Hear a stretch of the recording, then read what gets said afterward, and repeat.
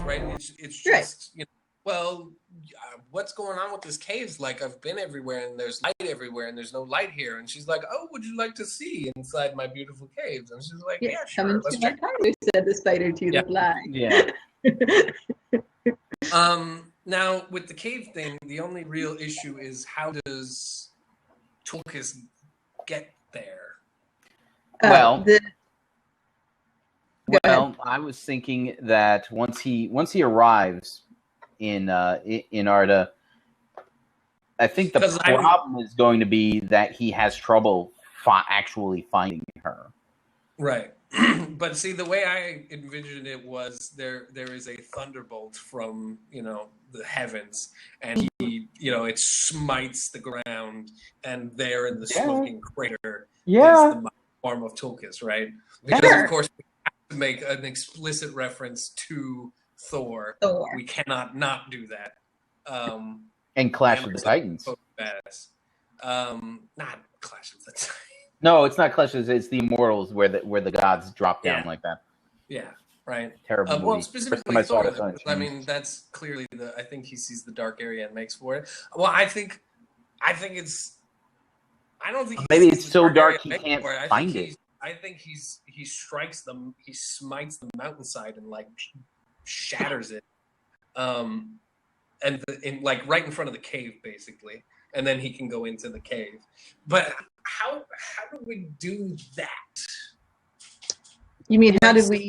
The original plan was for it to be an outdoor scene, and for Nessa to be kind of surrounded by darkness and kind of dancing through darkness with Ungoliant pursuing her, and just kind of going in circles, and then from out of the heavens comes the thunderbolts in the direst need. But if he has to go into the cave, like, I don't see how he can. Well, I feel like the cave is the problem for him, because he actually. I think that we can really show his limits in, you know, like when he's trying to make his way through the cave and it's dark and she's preventing him. What you got? He tears the top of the mountain off because that's how he thinks. He's violence incarnate, right? So he thinks this will be easy. I'll just tear the top. I'll just get out my handy dandy can opener. Yeah, well, he goes to the mouth of the cave and actually like opens it like that, right? And he just tears the top of the mountain off. But that doesn't solve the problem, because the darkness is not from the cave. The darkness is from Ungoliant. And now he's like his amazing display of strength is immediately useless, right? He's like, okay, I haven't thought this far ahead. Right, like he immediately has no idea what to. He's immediately confounded by, because that's awesome, right? We get this big, awesome, epic moment where he's like, "I'll solve this problem without having to do any thinking at all," and then that doesn't even come close to working, right? Yeah. And yes, Karita, he gets lost, lots of twists and turns in deep darkness, but it's not the cave that does that. Right? It's the unlight. It's not the light. It's the unlight. It's not the shadow. It's the unlight. It's exactly. He can't be confronted by twists and turns in a cave because he's gonna smash through the cave, right? He's not gonna be. So I mean, I guess we could go about it more. We could make it a longer scene, because I guess if he tears the top off the mountain, then that kind of ruins all of our awesome moments, right? But I mean, that maybe he runs. He comes to a dead end, and he's like, "Well, screw this," and then it's black anyway. Yeah. Well, I mean, we could. I don't know. It works for me both ways. If we want to draw it out, we could have him go into the cave and get quickly frustrated and start smashing walls. But I don't know. There's something really just epic and larger than life of him going, because this is a big moment. If we watch him just be like, ha, and tear the roof off of the mountain, that's friggin' cool, and it's a huge display of strength. Well, and yeah, Aule could get grumpy. He could be like, "You did what to my what? You did what?" Right? right? That would be an awesome moment for like to. And Torgus is like slapping him on the back, like everything worked out. Don't be such a grumpy puss, right? Karita's saying Ale might not like him smashing stuff, but presented with a dead end, he might think, I'll apologize to Ale later. Yeah. Well, I don't even think he would worry about it. Like, he just wouldn't register. He'd be like, this is what I got to do now. Smash, right? So, yeah, we could draw out. Well, see, we still get that anyway, even when he's confronted with the darkness, right? So, yeah, for me, like, he comes down and he's like, I'll solve this problem in one smash. And then as soon as he's done smashing, he's like, well, I got nothing. Like, he goes ahead anyway. He's definitely like, shoot, that didn't work at all. Well, and now he needs to come up with a new plan. Here's an idea. What if the culmination of this is that he runs into the darkness and gets wrapped up with like tangible darkness, and Ungoliant and Nessa can see this, and Ungoliant says to Nessa, see, you believe that everything's going to work out, right? That you're going to get out of here, but there's nothing he can do, and Nessa's like, it doesn't matter. Well, it doesn't matter what. It doesn't matter. There is nothing you can do. Right. That is ultimately going to hold me. There's nothing you can do ultimately, and that's when. So here's how I'm seeing this. I think that Ungoliant uses her unlight to escape when it's definitely. Like we do not pursue Ungoliant. Well, we see but dropping. But the moment where she gets completely frustrated by Nessa is the moment when she turns into Lolth, who's the Spider Queen from Dungeons and Dragons, for those who don't know. Where she turns into her spider form. Right. And this is something Tulkas can handle. And so he comes at her, and physically she can't compete with him, so she takes off. So Tulkas comes down in the Thunderbolt, because of course he does. And he tears the roof off the mountain, and he immediately is like, dang it, I was positive that was going to work. Well, I guess I would be totally fine if there was still like the mountain more or less in sort of shadow form underneath the mountain.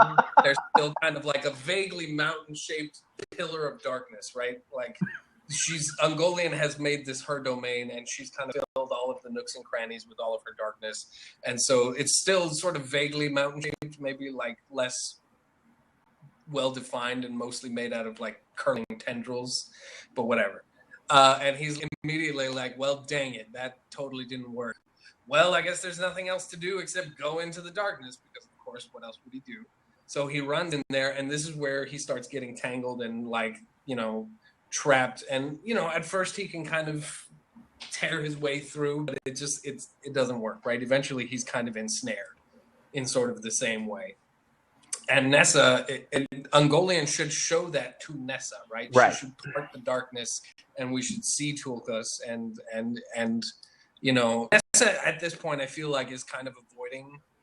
She's running around inside the mountain, not being bound or held by Ungoliant. Like, she should kind of be escaping on her own at this point, but can't really get anywhere. So Ungoliant is pursuing her, but she can't catch her because Nessa is too quick and wily and dancy, and won't be held down. Do we want to do the kind of cat and mouse thing where Ungoliant can catch her, but then lets her go again just so she can chase her again? Because cats are very sadistic. No, because I feel like, well, I guess that could work. I mean, there's nowhere really for Nessa to go, so it's right. Yeah. Like Ungoliant is very confident that she's got her trapped, so she can, release her to let her run a little bit, just so she can pounce on her. I would be okay with that. Yeah. Just because that would allow Nessa to be free without Nessa have even to think that she's catting and mousing, and then Nessa really shows her, haha, you think you've got me, but you haven't got me, and that's how. Because Nessa has to come on. Nessa has to find Tulkas and get him out of his ensnarement. Okay. That has to happen for me. Otherwise. Okay. All right. Well, hold up, because actually, Korea's got a good idea here, which I think we can. I think we can tie this all together. I wonder if Nessa doesn't let herself be caught, if only for a chance to try and talk Ungoliant over to the light side. Yes, because the whole point is that Nessa is not the damsel in distress that she's right. It looks like it, but she's not. She actually because of her faith, she's not in real danger. Because she knows that what's the worst thing that could possibly happen? She gets disembodied, and the very worst possible thing that could happen is her spirit goes back to Iluvatar. But I think she would also be sticking it to Ungoliant. Like, I don't want everything to be going Ungoliant's way. Ungoliant is not in total control of the situation, right? Right. This is spiraled. So Nessa can't get away per se. Like, she is lost in the darkness. But Ungoliant is not holding sway over her completely, right? So Ungoliant should, I still think, be pursuing Nessa. Mm-hmm. But it's clear that she is frustrated and can't catch Nessa, and she sees Tulkas as an opportunity to flip things on Nessa. That's how that works for me. She's got Tulkas because Tulkas is dumb as heck and has stumbled into her webs and can't get out. Whereas Nessa has never been trapped in the web. She's trapped in the larger sense of she can't get out of the area that she's in because she's hemmed in by darkness and doesn't know which way to go. But she's not held down by webs the way that Tulkas is. As we have set it up, Nessa is a symbol for innocence of the Valor. She would try to win Ungoliant over like Man Wei. Yeah, I think, and they should be fencing. Like, we should be getting, lines from Ungoliant like, you'll never get out of here. Now I've got your best buddy, and there's nothing you can do. And Nessa's like, you keep saying that, but it hasn't gotten any more true than the last time you said it, right? And Nessa just won't be cowed. And she's like, you need to. And Nessa, I think, should make an appeal to Ungoliant's loneliness. Mm-hmm. She's like, I saw you at the meeting. You were there. You left us of your own accord, and now you want to keep me here. Like, Nessa gets it. Nessa totally gets it. She's like, I understand that you want someone. I get that, right? Mm-hmm. I want someone too, right? I'm totally on board, but you're doing it wrong. The thing is, we have to be a little careful because the way the hosts were originally discussing it kind of sounded like Ungoliant and Nessa was a star-crossed lovers. Sort of. Never meant to be. Very quickly they got jumped all over for that. Mainly because this will be the only time in the entire show we ever show a relationship between two people of the same sex and make it be even possibly a thing. And it's the worst relationship ever because Ungoliant is a predator. It's a very abusive sort of relationship. Yes. I don't think it needs to be explicitly like. Well, it can't be. I agree. It shouldn't be like we're appealing to Ungoliant's loneliness, a need for a friend. So this could totally be like Saturday or after school special in the overtones of like, I understand that you need someone. But remember that the whole point, right? The whole point, the reason that Nessa is really, she's the entire time she's free. Like, Ungoliant thinks she's got her nailed down, but the entire time she's free because not in any physical way though. It's because of her faith in Iluvatar. It's because she believes that Iluvatar knows what he's doing. Right. All right, and we can't make it about the physicality. We like the temptation is to do it through the physicality. But I think the visual of Tulkas being like actually trapped in a web versus Nessa dancing around the webs is a good sort of visual representation of that. Agreed. Right? Agreed. It's a good without being explicit about it. Yes. I was just more concerned that the appeal to Ungoliant's loneliness not be any kind of Nessa is offering to save her from that. It's more of if you came back with me, there's people there. If that's what you really want, like, why do we have to stay in this mountain? Why don't you come out? Like, instead of asking me to stay in the mountain, why don't you come out of the mountain? There's light, there's people. Yep.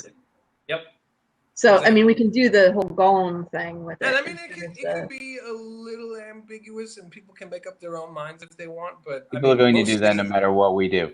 Right, but so we have to keep it so it's very much an unspoken subtext and not actually there. Yeah. Right. So. And then we have the final confrontation. Right. The confrontation. You know, she turns into the massive spider, and this Tulkas has got. Yeah, exactly. I mean, Tulkas is still. I think the way it should go is that Ungoliant flips it. She's like, "All right, if you're not going to play ball, then I've got him. I'm gonna eat you." Well, yeah, I've got him. Like, you may not be tied down, but he's totally helpless. So I'm gonna handle this. And Nessa, this is Nessa's moment to flip the tables on the whole damsel in distress thing and get Tulkas out. And once Tulkas is out, he's like, well, now it's on, right? Because that's how Tulkas do. And Ungoliant flees. So are we comfortable with that? Does that work? And I think we can make. Well, I think we can make that work. They have to work as a team, right? It can't be like, okay, no, Tulkas cracks his knuckles and is like, all right, I got this. It needs to be them working together, as was discussed. I don't think. Well, I think that we don't necessarily have to have Nessa engage in fisticuffs with. You know what I would love? I would love Nessa to be the web clearer. Whenever Ungoliant tries to tie down Tulkas, Nessa gets him, either helps him to dodge through that or cuts whatever bond that she tries to tie him down with. I think that would be kind of neat if that was her participation in the whole thing. Well, I don't think that fight's going to go on for very long, is what I'm saying. But I mean, I'm saying that I think to her, right? And I think Ungoliant's thing is like, he can't get close to me. I need to keep him tied down. And so Nessa's there. Well, she's got to get close to him if he's going to eat him. So I don't like. Well, but we've already, when he gets out, it's on. I think, right? Yeah, but Nessa, I think if we have Nessa get him out, and we have him handily. Light can relieve the unlight that is hiding Ungoliant from Tulkas and his smashing powers. Yes. Smashing powers. Yes, I agree. And I think that once that happens, once he's free, I think it's going to be in very, very short order. We're talking about in seconds. It's come to the point where Ungoliant realizes she's not going to be able to overpower him, and she just takes off. She leaves immediately. Yeah. She pieces out. And Tulkas is all for the hunt because nothing is faster than Tulkas on two legs, right? But he can't see her because Ungoliant is Ungoliant. See her, and Nessa is the appeal to, hey, we've won, we're fine. Yeah, she has to make her own decisions about. Yeah, Karita's saying that. Yeah, once it's a fair fight, Ungoliant will run. Absolutely. Right. Like there should be like a short physical contest that, you know, like Tulkas kind of tosses her back, and Ungoliant's like. She kind of does the double take where she's looking at Tulkas and she's looking at Nessa and she looks back at Tulkas and then buggers off. Nope. Nope's right down. All right. And then we come back to the frame. Then we come back, and are we done with the lamps? I don't want to go back into the flashback again. Oh, are we done with the lamps? Oh, you're right. Okay. So Nessa. All right. So we don't go back to the frame yet. So Nessa